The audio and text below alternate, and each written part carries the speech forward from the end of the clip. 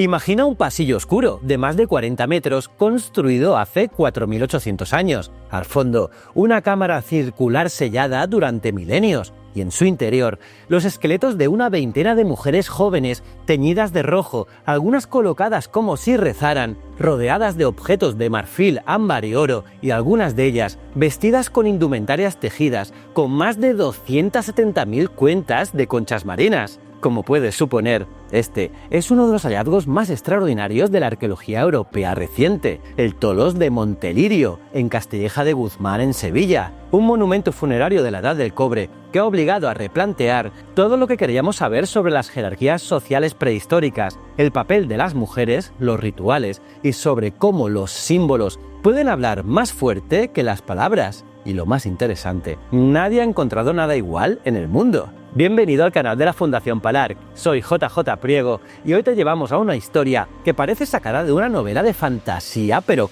que es real. Vamos a viajar al corazón del tercer milenio antes de Cristo, a una sociedad que no dejó escritura, no, pero sí un mensaje claro. Algunas mujeres fueron enterradas con un poder que aún hoy nos deja sin aliento. Y lo sabemos, cómo no, gracias a la arqueología. ¡Vamos allá!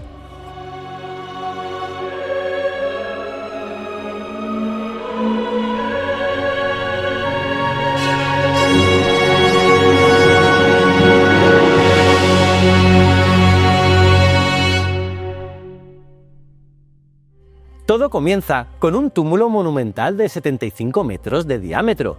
Bajo él, una estructura megalítica con dos cámaras circulares conectadas por un pequeño pasillo y a las que se accedía desde el exterior mediante un largo corredor. Es lo que se llama un tolos, y su diseño arquitectónico ya nos habla de una sociedad altamente organizada. Muros de pizarra traída de lejos, techos mediante cúpulas hechas de arcilla, pigmentos rojos de cinabrio, un espacio construido no solo para honrar a los muertos, sino para impresionar a los vivos. Y dentro, el tesoro más inesperado, una colección de más de 250.000 de cuentas perforadas, confeccionadas con conchas de vieira y berberecho, recogidas una a una en las costas del antiguo Golfo Atlántico, que se extendía por el Bajo Guadalquivir. Y se estima que fueron necesarios más de 800 kilos de moluscos, y que su manufactura exigió cerca de 50.000 horas de trabajo artesanal, es decir, una auténtica industria ritual. Pero, ¿quiénes eran las personas que portaban estos trajes únicos? Pues los análisis arqueológicos han identificado al menos 17 mujeres, todas jóvenes, ninguna anciana, ningún niño, ningún hombre, algunas dispuestas en posiciones rituales, y la más enigmática, conocida como la UE343, fue colocada con los brazos alzados como una orante justo frente a una estela que solo se iluminaba en el solsticio de verano, cuando un rayo de luz recorría todo el largo corredor del monumento y la bañaba en claridad, sí, como en las películas, pero aquí esto es arqueología pura, y los trajes estaban hechos con fibra vegetales, probablemente lino, y decorados con colgantes de marfil, ámbar y hueso. Algunas de estas figuras representaban bellotas, aves, símbolos de fertilidad, naturaleza, espiritualidad.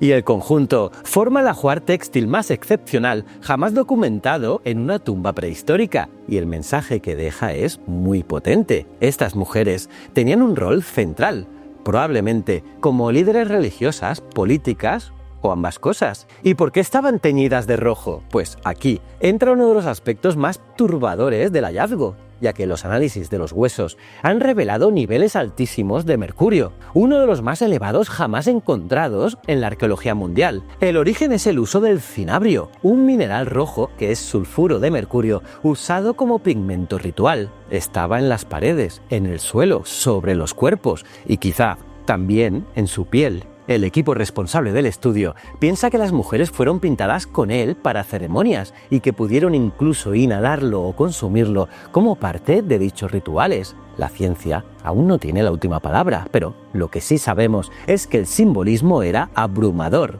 El rojo del cinabrio, el blanco marino de las cuentas, el ámbar brillante, colores, texturas y materias primas que requerían comercio a larga distancia y una organización social capaz de coordinar a decenas de personas para recolectar, fabricar y enterrar. Y esto no era un grupo marginal. era una élite y era femenina. Y es aquí donde el Tolos de Montelirio nos lanza su gran interrogante. ¿Qué papel jugaban estas mujeres en su sociedad? ¿Fueron líderes espirituales? ¿Sacerdotisas? ¿Chamanas? ¿Jefas? Sabemos que no se trata de un enterramiento cualquiera. No estamos ante una foto de la sociedad entera, sino de un grupo muy selecto. Como explica el arqueólogo Leonardo García San Juan, esto no es un enterramiento normal, ni siquiera un mausoleo colectivo. Es un espacio ceremonial para un grupo reducido y poderoso, que dejó una marca indeleble en la historia de la península ibérica. Y la clave de todo está en esas 270.000 cuentas que no son solo adornos, no, son símbolos, son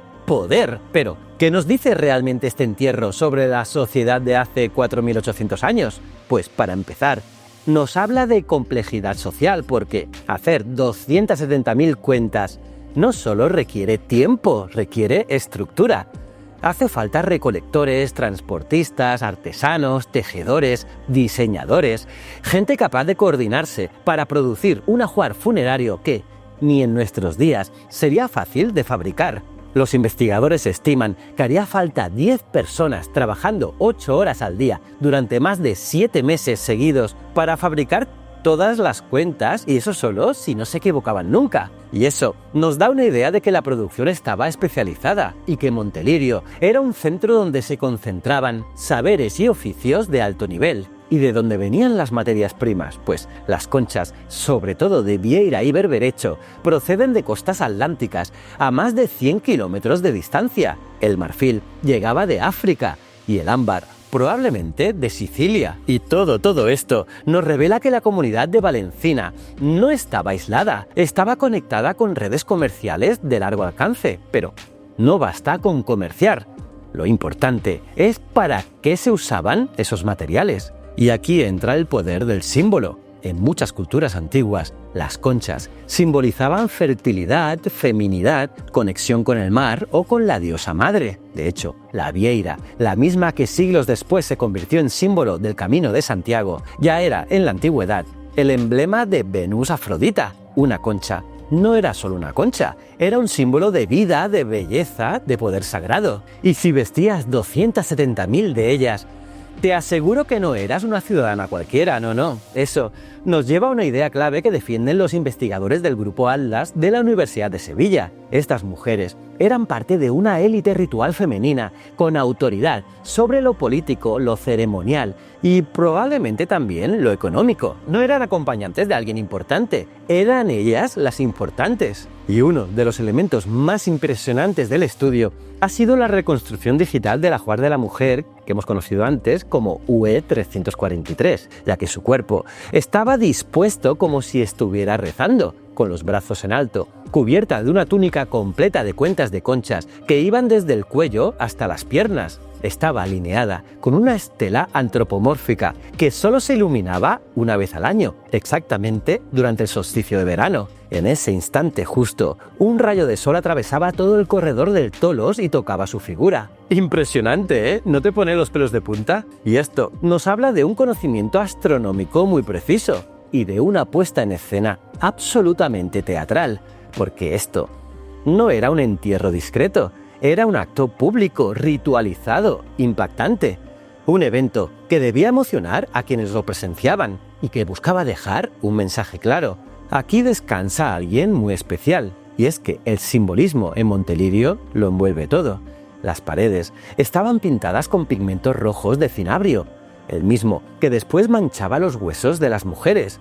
El color rojo, en muchas culturas, está asociado a la sangre, la vida, el renacimiento y el poder espiritual. Y la arqueóloga Raquel Montero explica que los niveles de mercurio en los huesos son tan elevados que podrían haber estado expuestas a la inhalación de los vapores de mercurio en contextos rituales y ceremoniales, y que las dataciones por radiocarbono indican que murieron en un intervalo muy corto de tiempo. Es decir, pudo haber sido un único evento, una ceremonia masiva de paso, de tránsito o de despedida. Lo que sí sabemos es que estas vestimentas no eran en absoluto ropa cotidiana de diario, no, porque aunque algunas cuentas presentan cierta erosión, los análisis apuntan a que no fue causada por un uso prolongado, sino más bien por el contacto con sustancias del entorno durante el enterramiento. A pesar de que podría interpretarse como mortajas funerarias, el equipo investigador no se inclina por esa hipótesis. Todo lo contrario, creen que estos trajes, tan elaborados y costosos, fueron creados para ser vistos y usados en grandes ceremonias. Parece que no tendría sentido invertir tantísimo esfuerzo en confeccionar algo tan espectacular solo para ocultarlo bajo tierra. Además de los 6 conjuntos textiles documentados, solo 2 son túnicas completas, los otros 4 son faldas o faldellines, lo que refuerza la idea de un uso ceremonial en vida, y no exclusivamente funerario. Pero quizás te estés preguntando, ¿y cómo se hacían esas cuentas? Pues con una paciencia que haría llorar a cualquier influencer de moda rápida, porque primero se recolectaban las conchas, luego se lavaban, se recortaban en forma de disco, se perforaban, se pulían y finalmente se ensartaban con fibras vegetales. Cada cuenta mide entre 2 y 5 milímetros y algunas estaban tan perfectamente talladas que los investigadores de la Universidad de Granada pudieron identificar diferencias mínimas entre las piezas y deducir que varias personas las fabricaron. Era un trabajo colectivo pero especializado. Además, no todas las indumentarias eran iguales.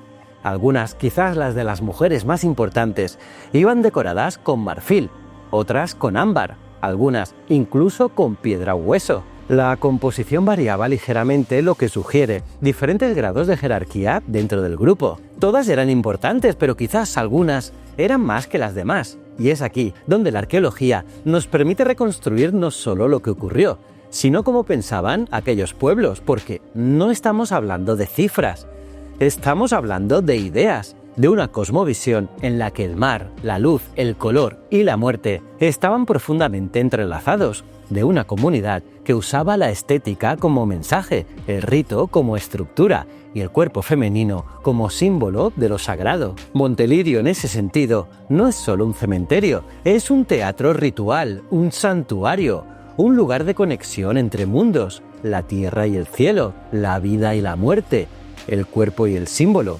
Y todo eso, gracias a unas diminutas cuentas blancas hechas con conchas marinas. Y después de todo esto te estarás cuestionando, ¿cómo es posible que un yacimiento como Montelirio siga siendo tan desconocido para el gran público si contiene el ajuar más impresionante jamás documentado en una tumba prehistórica? Parte del enigma es también el silencio, y parte de nuestra misión como canal y como divulgadores es romperlo, porque Montelirio no es un hallazgo más, es una ventana única a una forma de entender el mundo que desapareció hace miles de años, y es una prueba material de algo que la historia escrita ha olvidado demasiadas veces, que las mujeres también ocuparon roles de poder, de liderazgo y de centralidad simbólica en muchas sociedades del pasado. Montelirio transforma nuestra visión de la Edad del Cobre, pero también la forma en la que pensamos el poder, el género y la espiritualidad. Y lo hace desde lo más material, conchas, pigmentos, tejidos, huesos, porque la arqueología, cuando se hace bien, no necesita palabras, solo necesita leer los mensajes que el pasado nos dejó escritos en la tierra. Y eso es lo que han hecho investigadores de más de 10 universidades, con la Universidad de Sevilla a la cabeza, y el apoyo de centros como la Universidad de Granada, el Museo Arqueológico de Sevilla, el Instituto Español de Oceanografía o la Universidad de Durham, entre otros. Han reconstruido, cuenta a cuenta, gramo a gramo, el mensaje que este lugar excepcional nos estaba gritando desde hace casi 5.000 años. Y lo que ese mensaje dice es algo muy claro. En Montelirio hubo un grupo selecto de mujeres jóvenes, poderosas, envueltas en luz y en símbolos, que fueron despedidas de este mundo con una puesta en escena dignas de reinas o diosas. No sabemos sus nombres, pero su legado está ahí. Y quizá lo más potente de todo esto sea que todavía quedan preguntas sin respuesta. ¿Fueron enterradas juntas tras una ceremonia masiva? ¿O fueron depositadas progresivamente en el mismo ritual repetido? ¿Qué significaba exactamente ese solsticio? ¿Por qué desapareció esta tradición tan espectacular? ¿Y por qué no hay más enterramientos parecidos? La arqueología no siempre ofrece respuestas definitivas, pero sí abre nuevas preguntas, y eso es, en el fondo, lo que la hace tan emocionante. Cada cuenta perforada es una pista, cada pigmento rojo es una hipótesis, cada alineación solar es una historia que está esperando ser comprendida, y gracias a Montelirio, Hoy sabemos que las comunidades del suroeste peninsular, hacia el 2800 a.C., no eran simples sociedades agrícolas, eran complejas, jerarquizadas, profundamente ritualizadas. Tenían relaciones de larga distancia, artesanos excepcionalmente cualificados y, sobre todo, un universo simbólico tan potente que aún hoy nos estremece. Y todo esto no lo sabemos porque alguien lo escribió en un papiro o lo dejó tallado en una estela. Lo sabemos gracias a la arqueología, a los años de excavación, análisis, reconstrucción, a la paciencia de quienes contaron las cuentas una a una, las analizaron al microscopio, reconstruyeron los trajes, interpretaron la luz que entra en el tolos en el solsticio. Y sin todo ese trabajo, Montelirio seguiría siendo solo un montón de piedras. Y hoy, gracias a la ciencia, es una historia viva. Y eso es todo por hoy. ¿Qué te ha parecido este recorrido por los misterios arqueológicos del Tolos de Montelirio? ¿Te esperabas que hace 5000 años ya existieran ceremonias tan sofisticadas, con simbolismos tan potentes, protagonizadas por mujeres? Déjanos tu comentario. ¿Crees que estas mujeres fueron sacerdotisas, líderes políticas, ambas cosas? ¿Qué te ha impresionado más de este yacimiento? Y recuerda, en las próximas semanas te traeremos más historias que te sorprenderán, así que suscríbete, activa la campanita y deja tu like, que eso nos ayuda muchísimo, si disfrutaste de este vídeo. Y también puedes visitar nuestra web fundacionpalar.com para más detalles y novedades. Te invitamos a que nos acompañes en este apasionante viaje a lo largo de nuestra historia. Nos vemos en el próximo vídeo. Muchísimas gracias.